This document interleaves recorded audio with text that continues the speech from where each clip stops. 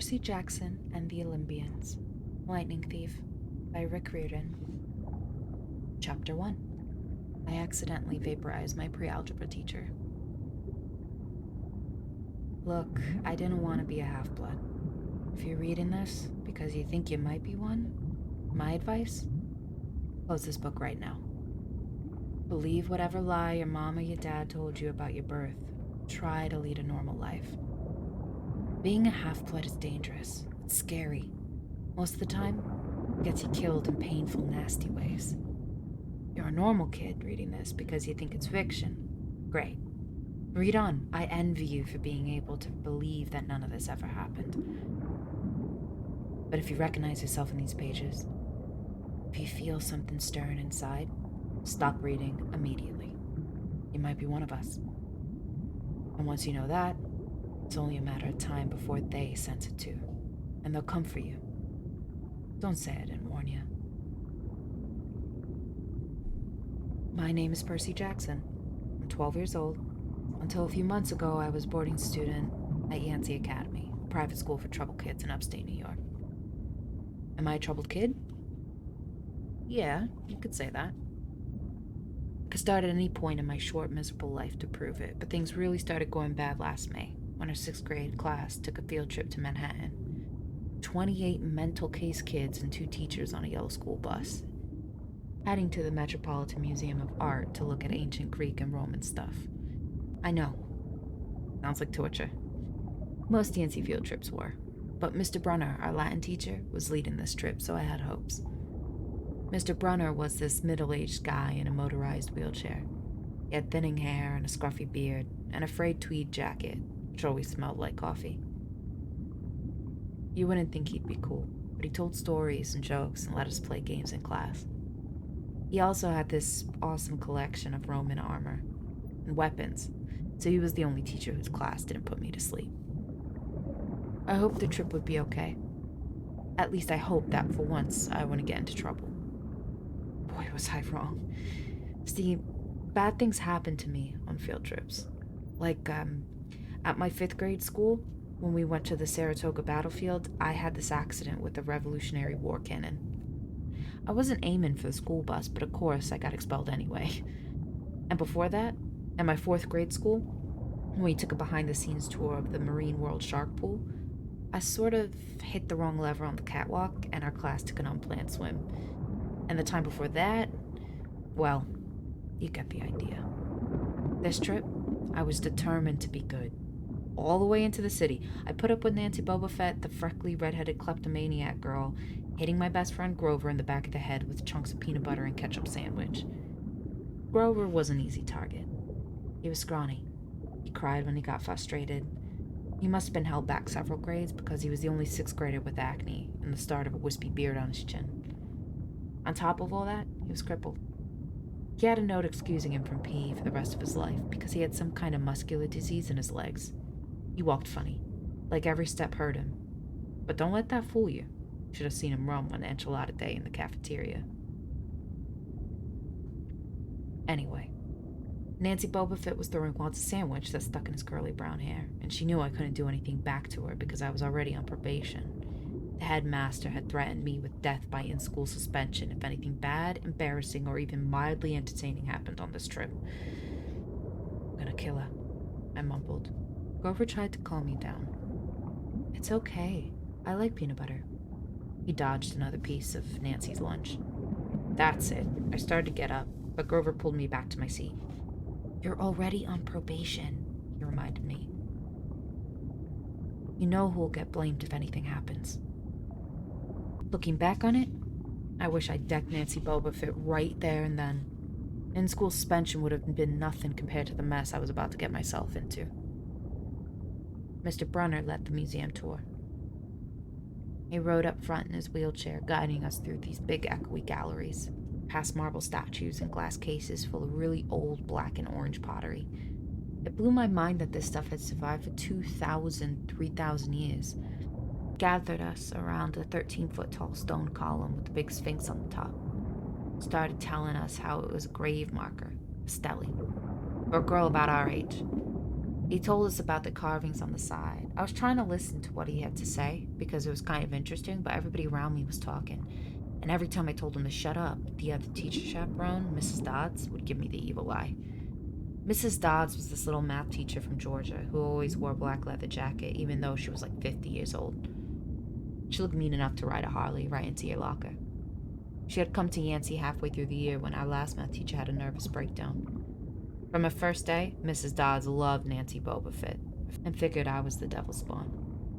She would point her crooked finger at me and say, "Now, honey," real sweet. And I knew I was going to get after-school detention for like a month. One time after she made me erase answers out of an old math workbook until midnight, I told Grover I didn't think Mrs. Dodds was human. He looked at me real serious and said, "You're absolutely right." Mr. Brunner kept talking about Greek funeral art. Finally, Nancy Bobofit snickered something about naked guy on the stele. And I turned around and said, "Will you shut up?" It came out louder than I meant it to. The whole group laughed. Mr. Brunner stopped his story. "Mr. Jackson," he said, "did you have a comment?" My face was totally red. I said, "No, sir." Mr. Brunner pointed to one of the pictures on the stele. "Perhaps you'll tell us what this picture represents." I looked at the carving and felt a flush of relief because I actually recognized it. That's Kronos eating his kids, right?" "Yes," Mr. Brunner said, obviously not satisfied. "And he did this because..." Well, I racked my brain to remember. Kronos was the king god and... God? Mr. Brunner asked. "Titan," I corrected myself. "And he didn't trust his kids, who were the gods. So, Kronos ate them, right? But his wife hid baby Zeus, gave Kronos a rock to eat instead. And later, when Zeus grew up, he tricked his dad, Kronos, into barfing up his brothers and sisters." "Ew," said one of the girls behind me. "And so there was this big fight between the gods and the Titans," I continued, "and the gods won." Some snickers from the group. Behind me, Nancy Bobofit mumbled to a friend, "Like we're going to use this in real life. Like it's going to say on our job applications, please explain why Kronos ate his kids." "And why, Mr. Jackson?" Brunner said. "To paraphrase Miss Bobofit's excellent question, does this matter in real life?"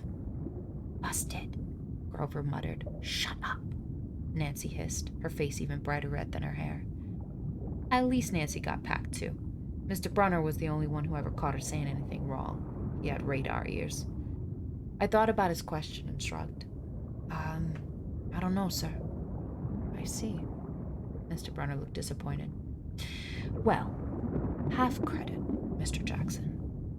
Zeus did indeed feed Kronos a mixture of mustard and wine, which made him disgorge his other 5 children, who, of course, being immortal gods, had been living and growing up completely undigested in the Titan's stomach. The gods defeated their father and sliced him to pieces with his own scythe and scattered his remains in Tartarus, the darkest part of the underworld. On that happy note, it's time for lunch. Mrs. Dodds, would you lead us back outside?"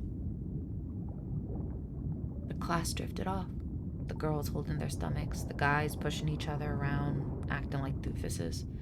Grover and I were about to follow, and Mr. Brunner said, "Mr. Jackson?" I knew what was coming. I told Grover to keep going. Then I turned toward Mr. Brunner. "Sir?" Mr. Brunner had this look that wouldn't let you go. Tense brown eyes that could have been 1,000 years old and seen everything. "You must learn the answer to my question," Mr. Brunner told me. "About the Titans?" "About real life and how your studies apply to it." "Oh." "What you learn from me," he said, "is vitally important. I expect you to treat it as such. I will accept only the best from you, Percy Jackson." I wanted to get angry. This guy pushed me so hard. I mean, sure, it was kind of cool on tournament days when he dressed up in a suit of Roman armor and shouted, "What ho!" and challenged us, sword point against chalk, to run to the board and name every Greek and Roman person who had ever lived, and their mother and what god they worshipped. But Mr. Brunner expected me to be as good as everybody else, despite the fact that I have dyslexia and attention deficit disorder, and I've never had anything above a C- in my life. No, he didn't expect me to be as good, he expected me to be better. And I just couldn't learn all those names and facts, much less spell them correctly. I mumbled something about trying harder, while Mrs. Brunner took one long, sad look at the stele, like he'd been at the girl's funeral. He told me to go outside and eat my lunch. The class gathered on the front steps of the museum where we could watch the foot traffic along Fifth Avenue. Overhead, a huge storm was brewing, with clouds blacker than I'd ever seen over the city. I figured maybe it was global warming or something, because the weather all across New York State had been weird since Christmas. We'd had massive snowstorms, flooding, wildfires from lightning strikes. I wouldn't have been surprised if this was a hurricane blowing in. Nobody else seemed to notice. Some of the guys were pelting pigeons with Lunchable crackers. Nancy Bobafoot was trying to pickpocket something from a lady's purse, and of course Mrs. Dodds wasn't seeing anything. Grover and I sat on the edge of the fountain and away from the others. We thought that maybe if we did that, everybody wouldn't know that we were from that school, the school for loser freaks who couldn't make it anywhere else. Detention? Grover asked. Nah, I said. Not from Brunner. I just wish he'd lay off me sometimes. I mean, I'm not a genius. Grover didn't say anything for a while. Then when I thought he was going to give me some deep philosophical comment he'd make me feel better, he said, "Can I have your apple?" I didn't have much of an appetite, so I let him take it. I watched the stream of cabs going down Fifth Avenue and thought about my mom's apartment, only a little ways uptown from where we sat. I hadn't seen her since Christmas. I wanted so bad to jump in a taxi and head home. She'd hug me and be glad to see me, but she'd be disappointed too. She'd send me right back to Yancey and remind me that I had to try harder, even if this was my sixth school in 6 years. And I was probably going to be kicked out again. I wouldn't be able to stand that sad look she'd give me. Mr. Brunner parked his wheelchair at the base of the handicap ramp. He ate celery while he read a paperback novel. A red umbrella stuck up from the back of his chair, making it look like a motorized cafe table. I was about to unwrap my sandwich when Nancy Bobafoot appeared in front of me with her ugly friends. I guess she got tired of stealing from the tourists and dumped her half-eaten lunch in Grover's lap. Oops. She grinned at me with her crooked teeth. Her freckles were orange, as if somebody had spray-painted her face with liquid Cheetos. I tried to stay cool. The school counselor had told me a million times, "Count to 10, get control of your temper." But I was so mad my mind went blank. A wave roared in my ears. I don't remember touching her, but the next thing I knew, Nancy was sitting on her butt in the fountain, screaming, "Percy pushed me!" Mrs. Dodds materialized next to us. Some of the kids were whispering, "Did you see? The water, it grabbed her." I didn't know what they were talking about. All I knew was that I was about to be in trouble again. As soon as Mrs. Dodds was sure poor little Nancy was okay, promising to get her a new shirt from the museum gift shop, etc., etc., Mrs. Dodds turned on me. There was a triumphant fire in her eyes, as if I'd done something she'd been waiting for all semester. "Now, honey." "I know," I grumbled, "a month erasing workbooks." That wasn't the right thing to say. "Come with me," Mrs. Dodds said. "Wait," Grover yelped. It was me. I pushed her over." I stared at him, stunned. I couldn't believe he was trying to cover for me. Mrs. Dodds scared Grover to death. She glared at him so hard his whiskery chin trembled. "I don't think so, Mr. Underwood," she said. "But you will stay here." Grover looked at me desperately. "It's okay, man," I told him. "Thanks for trying." "Honey," Mrs. Dodds barked at me. "Now." Nancy Bobafoot smirked. I gave her my deluxe "I'll kill you later" stare. Then I turned to face Mrs. Dodds, but she wasn't there. She was standing at the museum entrance, way at the top of the steps, gesturing impatiently for me to come on. How'd she get there so fast? I have moments like that, a lot, when my brain falls asleep at something. The next thing I know, I've missed something, as if puzzle pieces fell out of the universe and left me staring at the blank place behind it. The school counselor told me this is part of my ADHD, my brain misinterpreting things. I wasn't so sure. I went after Mrs. Dodds. I glanced back at Grover. He was looking pale, cutting his eyes between me and Mr. Brunner like he wanted Mr. Brunner to notice what was going on, but Mr. Brunner was absorbed in his novel. I looked back. Mrs. Dodds had disappeared again. She was now inside the building at the end of the entrance hall. Okay, I thought. She's going to make me buy a new shirt for Nancy at the gift shop, but apparently that wasn't the plan. I followed her deeper into the museum. When I finally caught up to her, we were back in the Greek and Roman section. Except for us, the gallery was empty. Mrs. Dodds stood with her arms crossed in front of a big marble frieze of Greek gods. She was making this weird noise in her throat, like growling. Even without the noise, I would have been nervous. It's weird being alone with the teacher, especially Mrs. Dodds. Something about the way she was looking at the friezes, if she wanted to pulverize it. "You've been giving us problems, honey," she said. I did the safe thing, and I said, "Yes, ma'am." She tugged on the cuffs of her leather jacket. "Did you really think you could get away with it?" The look in her eyes was beyond mad. It was evil. "She's a teacher," I thought nervously. "It's not like she's gonna hurt me." I said, I'll try harder, ma'am." Thunder shook the building. "We are not fools, Percy Jackson," Mrs. Dodd said. "It's only a matter of time before we found you out. Confess, and you will suffer less pain." I didn't know what she was talking about. All I could think of was that the teachers must have found the illegal stash of candy I'd been selling out of my dorm. Or maybe they'd realized I got my essay on Tom Sawyer from the internet without ever reading the book, and now they were going to take my grade away. Or worse, they're going to make me read the book. "Well," she demanded. "Ma'am, I don't—" "Your time is up," she hissed. Then the weirdest thing happened. Her eyes began to glow like barbecue coals. Her fingers stretched, turning into talons. Her jacket melted into large, leathery wings. She wasn't human. She was a shriveled hag with bat wings and claws and a mouthful of yellow fangs. She was about to slice me to ribbons. Then things got even stranger. Mr. Brunner, who had been out front of the museum a minute before, wheeled his chair into the doorway of the gallery, holding a pen in his hand. "What ho, Percy!" he shouted, and tossed the pen through the air. Mrs. Dodds lunged at me. With a yelp, I dodged and felt talons slash the air next to my ear. I snatched the ballpoint pen out of the air, but when it hit my hand, it wasn't a pen anymore. It was a sword. Mr. Brunner's bronze sword, which he always used on tournament days. Mrs. Dodds spun toward me with a murderous look in her eyes. My knees were jelly. My hands were shaking so bad I almost dropped the sword. She snarled, "Die, honey," and she flew straight at me. Absolute terror ran through my body. I did the only thing that came naturally. I swung the sword. The metal blade hit her shoulder and passed clean through her body as if she were made of water. Mrs. Dodds was a sandcastle and a power fan.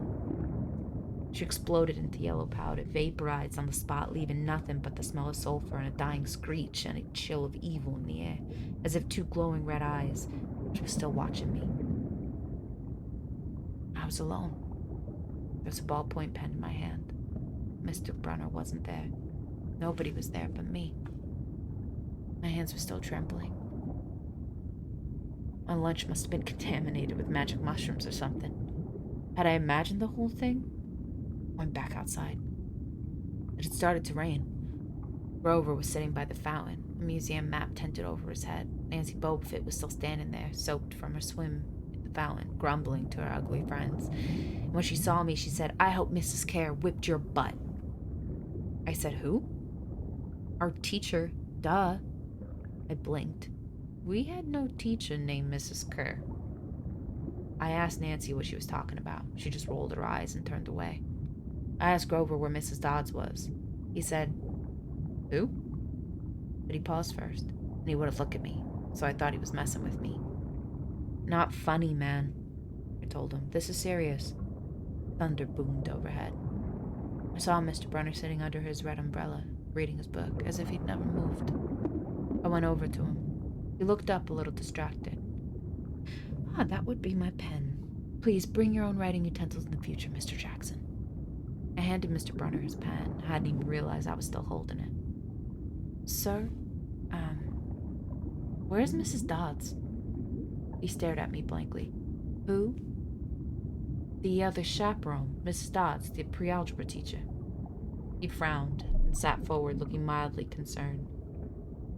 Percy, there is no Mrs. Dodds on this trip. As far as I know, there has never been a Mrs. Dodds at Yancey Academy. Are you feeling all right?